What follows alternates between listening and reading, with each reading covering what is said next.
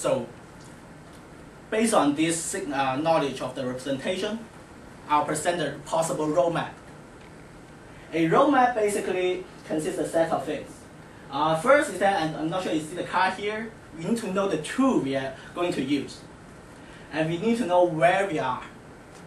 It's route 1, the first 0 mile, and then we need to know, of course, most of the roadmap in the research is in the darkness, so you can't see anything else.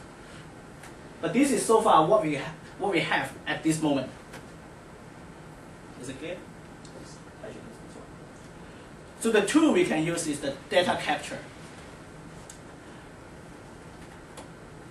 When I say data capture, we can just remind you the picture I showed you before, but taken 100 years ago.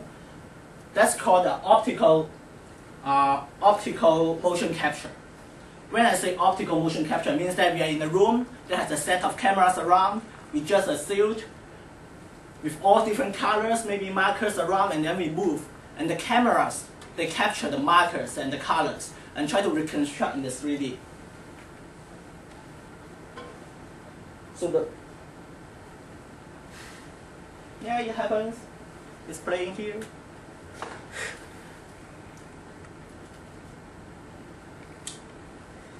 Yeah, I just tried to show you the video, but yeah. So you can do any motion that capture the point cloud, that's the markers, like the white thing on top of the black. And actually more recently,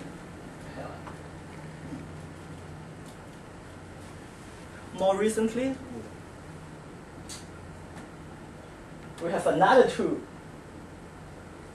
that can capture this data in a much more precise way.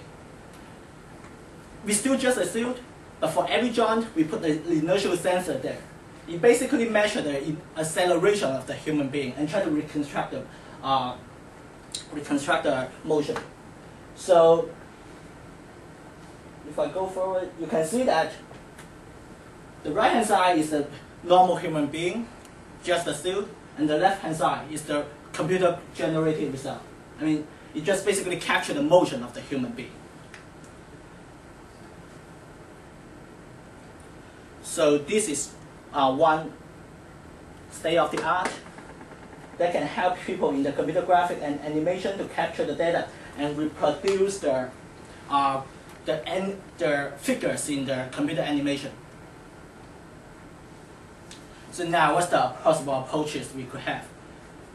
There are two ways we could do. The first one is symbolic. When I say symbolic, I mean capture every primitive of the human motion and then try to build a grammar on top of that. It's just like English, we have the characters and we build the property of the words, and then on top of that we have the grammar. So this is one way to do so. The problem of this approach is that we need to find the primitive, and we are not sure there's a structure out of it. I mean, yeah, it's not quite sure it's like English. The other way is stochastic. When I say stochastic, it means that consider the 1D signal, we can use all the knowledge we learned from the advanced topic of digital signal processing to like correlation, everybody used that I think, and autoaggression models, all the things to analyze this signal, try to produce the model, and then we measure the parameter of the model to represent the object, to represent the motion. So what's the take-home message? I talk about the human. It's really important in the future. I talk about the movement. To study this thing, we could actually understand the human being and make a much more better world. And we need to implement it. That's the hardcore engineering. Thank you. All right. Answer your question? Who was that? Me. So I don't need to write anything to. Any questions? Earlier on when you were describing the language of human motion, I think at first at the slide I was a little bit confused, but as the talk went on, it became a bit more clear because first when you describe that, when you say language, the main purpose of a language, one main purpose of language is communication, right? Yeah. But I think, am I correct in saying that rather the language is see it more as like an instruction set from a computer science point of view. Absolutely. Yes. So there's a study in the computer science department. It's called natural language processing. They tried like Google. Google did a lot in language processing. So of course, one aspect of the language is to communicate. But the other part is that like to machine translation and understanding the structure of the language and compare two different languages. So it's the same here. The main purpose here is not to communicate, but to understand the thing before we communicate. And what are, can you describe the roles of those three spaces on that slide? It's like a language space, a motor space, and some other space. What do you mean by that? Here? Yeah. Okay, I mean basically we have different, just like a visual path. First we perceive something and we process the image, and then we do high-level understanding. So this is like a hierarchical structure.